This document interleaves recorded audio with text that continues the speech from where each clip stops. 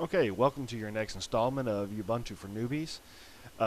This week I'm going to talk about, or on this video, I want to talk about some of the things I've done. I've been trying to wean myself off of Windows. I still dual boot. I'm trying my best to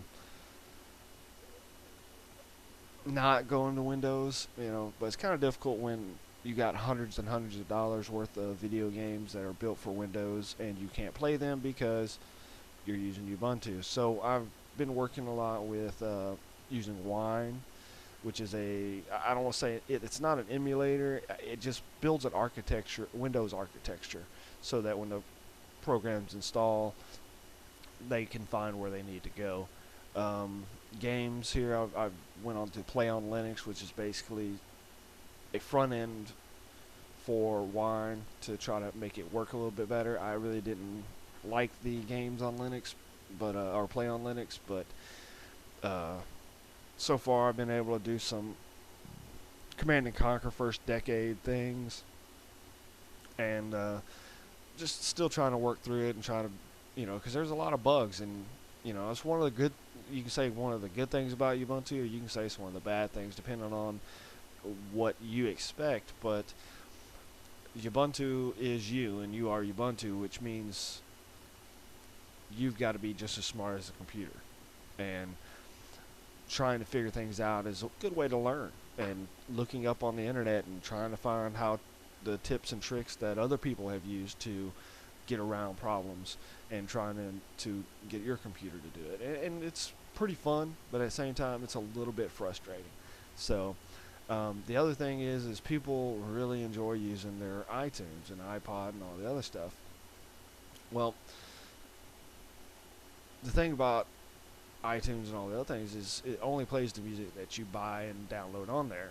I found a program which is basically a FM radio station that plays your type of music with no commercials. So go to Applications, Sound Video, LastFM. Now, you have to go to internet and you'll have to create an account, LastFM account, and basically it's going to track what you're listening to, what you've loved, what you hated, what you banned, and it's all going to track it. Now, I know for a lot of computer users that doesn't sound very appealing being tracked, but for this program itself, I think it's pretty good. You'll create your account, you'll log in, you'll download this application for your desktop, and basically, let's say you like country music, and so but you really love Toby Keith. So type in Toby Keith, hit play, and it'll start a radio station. And this is all country music. May not come straight up with Toby Keith, but it's just country music. If you like this artist, then you can add him to a playlist, or you can ban him. Depends on what you like. So, or you can skip forward to something else. Travis Tritt, Best Intentions, Jason Aldean, Amarillo Sky. And just say you're done with country music, you can hit stop and just put in rock, or put in CCR, Clearance Clearwater Revival, and it'll bring up classic rock stuff.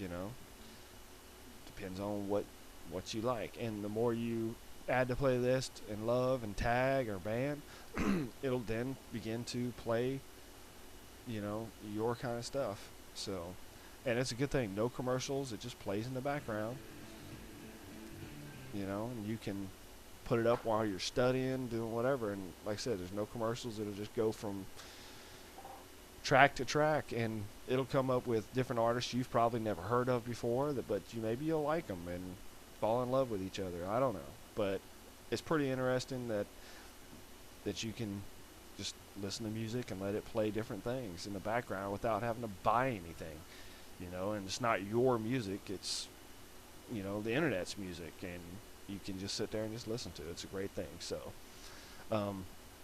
that completes this week's quick little update, or this video's update. I'm going to continue making videos here probably for most of the day, but I just want to get this thing out here for you, and hope you enjoy. Thank you.